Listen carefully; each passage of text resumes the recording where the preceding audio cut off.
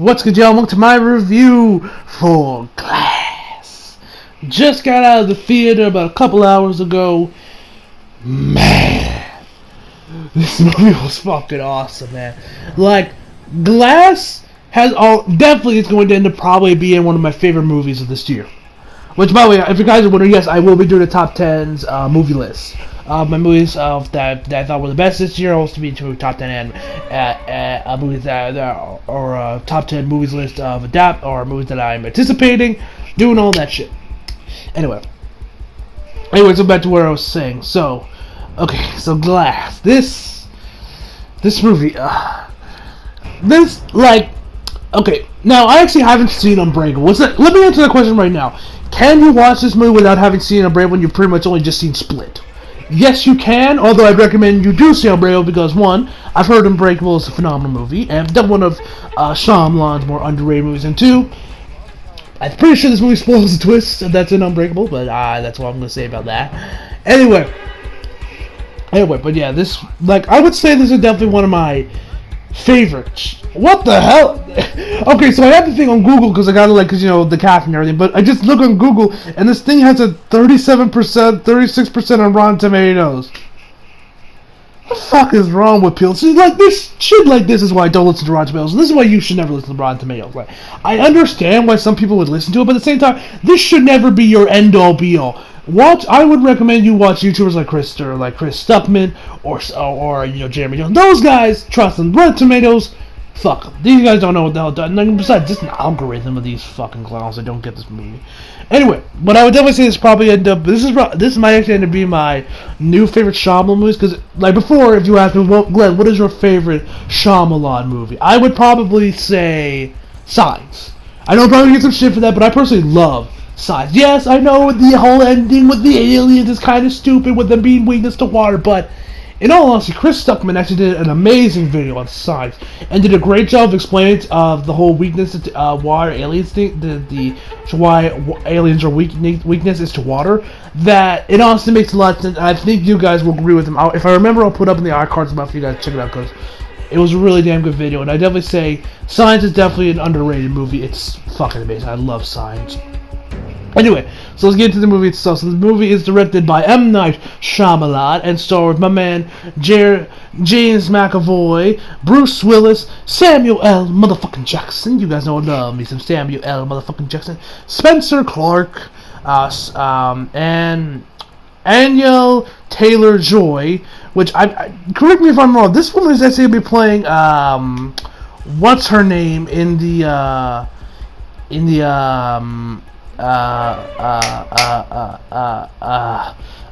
Alita Battle Angel. I think that's her. I could be wrong. Maybe it's someone else, but she looks a lot like her. And I know throughout this whole movie, her eyes kind of look weird to where you could also see her with the big anime eyes. Anyway, enough of me jammering on about random shit. So the plot of Glass is that it takes place not about 19 years after the events of Unbreakable, and however long it's been since Split. And since then, we see that Bruce Willis' character, James, he has been, or David, I should say, not James, David. He is still doing the vigilante thing that what he was doing on Unbreakable. He is now working alongside with his son. They're pretty much being like, I guess you could say, Bruce Wayne and Alfred, or Bruce Wayne and Commissioner Gordon, because he helps out with them. They're also running this little store. I think there's like a security store they're actually running, a home security store, and that's where actually when Shyamalan has his cameo. Which that man always has cameos in his movies. He's like Stan Lee, which rest in peace, Stan Lee. Anyway. And so while this is going on, this, of course, since it does take place after the events of Split, we also have, Kevin, he's still doing the whole multi-personality thing. He's still kidnapping girls, and everything. So, Bruce Willis ends up fighting. They have to see stops them. They end up getting to this cyber, which is where they're holding up Mr. Glass. That's where he's being held up. And, of course, it's got the psychiatrist that thinks that this is all just some delusions, that these are all just delusions of these three. And she's working to prove them wrong, saying that, yes, you guys do not have superpowers. Y'all are just fucking crazy. So, that's basic plot synopsis of Glass. Now, like I said before, overall, fucking love this movie. This is definitely one of my favorite. If this isn't, this movie I would say this is probably my second favorite Shyamalan movie. This movie was just so fucking good. And one thing, let me get into what I love about this movie. First off, the cast, fucking amazing. Definitely the highlights movies once again was definitely James McAvoy as Kevin.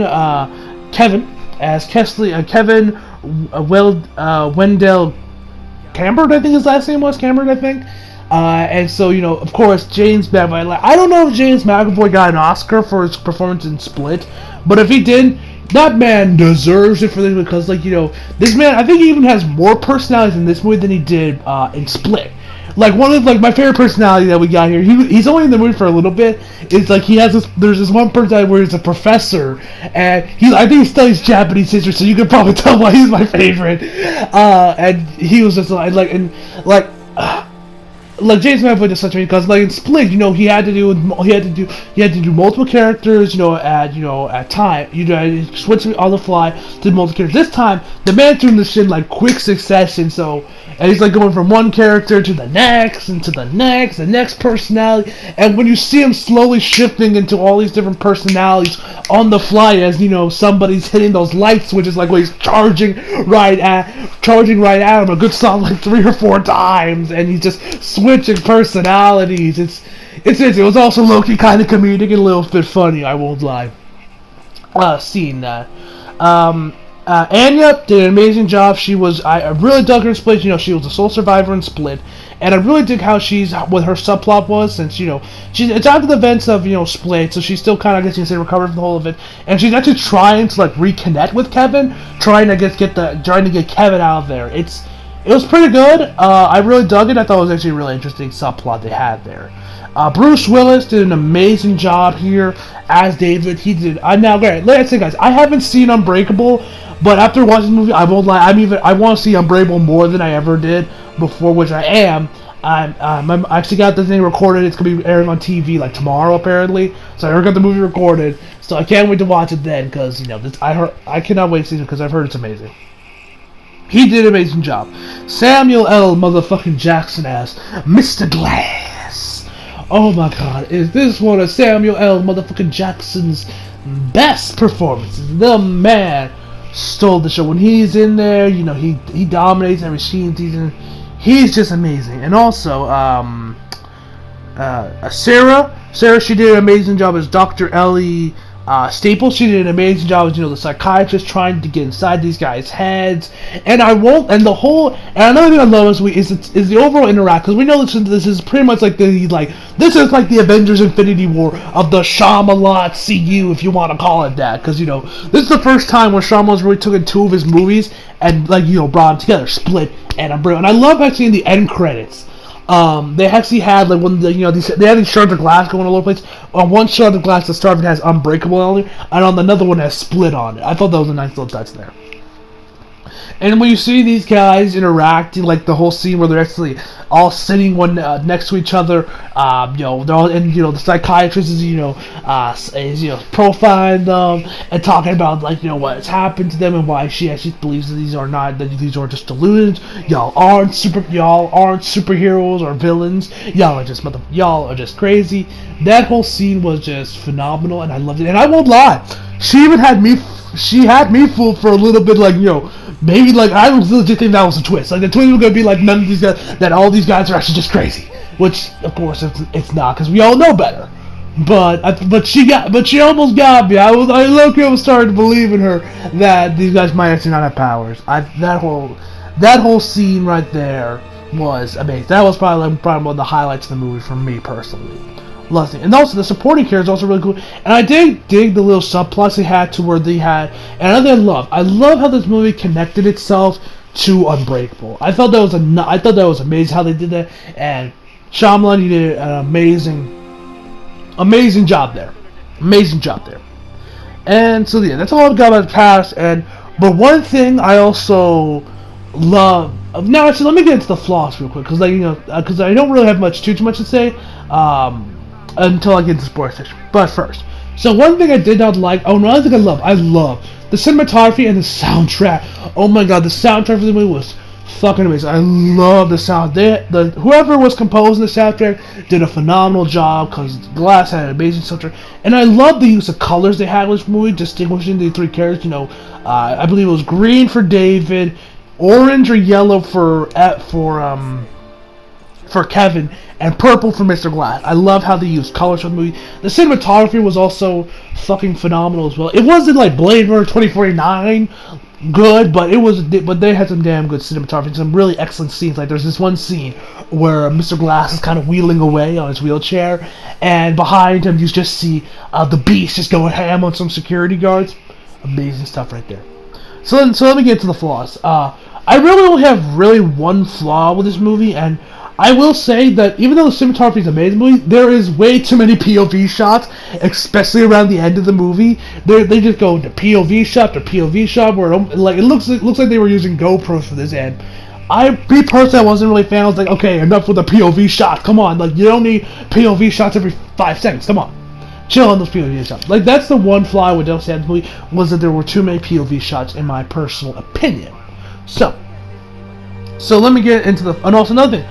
The ending for this movie, now I actually saw Chris Duckman's review for this right before I started recording this, and he wasn't a big fan of the ending, but me personally, and I wouldn't be surprised if this ends up being an ending that ends up being debated. Like a lot of people that might think that this will be very controversial. I wouldn't be surprised. Like probably some people will love the ending, other people will probably hate the ending.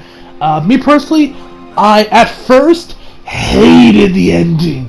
I hated it. Like when I was watching the movie and the ending started happening, I was like, "What the fuck is this shit? This ending is fucking terrible." Like, I was about to give this movie, whatever I was gonna give my movie, the rating I was gonna give it, I was gonna drop it by a number because that ending, I just hated the ending. I thought it was terrible. Terrible. I was like, Shyamalan, were you high or something? Were you drunk when you wrote this? Like, or whoever the writers or the screenplay writers were for the movie. I was like, who the hell came up with this shit? This ending is fucking terrible. And even then, there are some weird stuff at the ending that I'm like, this movie, because like this movie, I will say definitely needs a sequel. We need a Glass 2 or whatever they're gonna call it, because the ending definitely needs to be elaborated on a lot more. But when the twist actually happens, like, which I don't consider that spoil. I mean, y'all know Shyamalan. You know the man loves putting his twists in movies, which is almost always the best part of any Shyamalan movie, is always the twist, because you never see it coming. Because I won't lie, when I was watching Split, I was looking all over the movies. I was on high alert, like, okay, what's the twist gonna be? What's the twist gonna be? For Glass, I wasn't as prevalent. I was just sitting back and enjoying the movie, and I wasn't like, what could the twist be? What could the twist be? And when the twist actually happens, it was amazing. I loved the twist, and then I completely fell in love with the ending. I thought the ending was amazing. So yeah, I can definitely say that the ending is probably going to end up being very controversial. And so overall, right before I begin the spoiler section, let me give you guys my final verdict. So overall, I would give Glass a 10 out of 10. Like I said, guys, it's actually weird because January is usually known to be a terrible month for movies. This is like the month of death, where all this shit is always just thrown out in January. For like this year and last year, January's actually been pretty good. Like I haven't seen really any movies besides this in January, but January's off to a pretty good start with Glass. So yeah, so let's get into the spoiler section, which I'm pretty much just gonna be talking about the ending in all honesty. In 3, 2, 1. All right, y'all still here? Good. Let's get into it. Okay, so the ending. So everybody dies. Which, like I said, when I first saw this, and all the characters started to die, like Glass started to die, Kevin died, David died too. I was like, what? And we see there's a new group of these secret agents or operatives that have like 3-leaf clover tattoos. I'm like, what the fuck? And they're all killing these guys. We find out that their job is to just get rid of the superheroes to make sure they don't exist. They kind of remind me of, I think they were the cleanup crew in Spider-Man Homecoming. The crew that came up when in the beginning of the movie when they were cleaning up all the stuff that happened after the Avengers movie. I think that's what they're called, the cleanup crew. And they kind of remind me of that. I'm like, who are these guys? Why are they here? This ending is terrible. I was legit in the theater being like, come on, this ending sucks. But then the twist happens where she goes and I love how they did this. So she goes. The doctor goes into. Excuse me. She goes into this comic book shop for whatever reason. I don't know. Maybe she was feeling picking up some DC comics or something. I don't know. Maybe she was in a Marvel movie. Maybe she was gonna pick up Spider-Man or something. I don't know. And we hear these two comic nerds in the back talking about how the villain, about how this dude's a mastermind, that he never revealed his true plans. And that when that happened, I was like, oh. And then the twist happened where he find out that Glass actually hacked into the mainframe of the system, took the footage that was going on because they were all in the view of the cameras when Kevin and David were facing off, and they got all of it. And they were streaming it to some private website, which ended up being sent to David's son, Glass's mother, and what was her name? Sarah, I think her name was the survivor. Yeah, or Casey, or Casey, that was a sole survivor from Split, and so when that happened, and so when it got sent to their computers, they eventually ended up leaking it, and of course, all their deeds, the secret of this secret society, this secret agency has been exposed, and now. Like I said, when the twist happened, that's when I fell in love with the ending, and I said I redeemed the ending. But I won't lie, I'm still not a fan of this secret group. This secret group of like spies or whatever. These guys are trying to get rid of superheroes. I thought it was pointless and very out of place. This is why I say this movie definitely needs a sequel, because this needs to get elaborated on a lot more, to where it can make a lot more sense. Where I'm like, okay, now this makes sense. Now I like these guys a little more, because they definitely need to, because Shyamalan needs to, in whatever movie he does next, which hopefully it is going to be a sequel to Glass, and we don't got to wait another 19 years for it. I hope he does, elaborate more on this group, because I need to know more about these guys, because they desperately need more of an explanation. At least in my personal opinion. You guys may think differently. So yeah, that's about all I gotta say on Glass. Love this movie. Well, definitely one of my favorite movies of the year, or will be one of my favorite movies of the year, probably, unless we're gonna have some pretty great movies this year, so maybe it might be an honorable mention on my top 10 list, but we'll have to wait and see on that front. So anyway, guys, so hope y'all enjoyed the video. Leave a like if you did, subscribe if you're new, follow me on Instagram and Twitter if you like it. Links down in the description box below, and as always, come back for more. See you guys next time.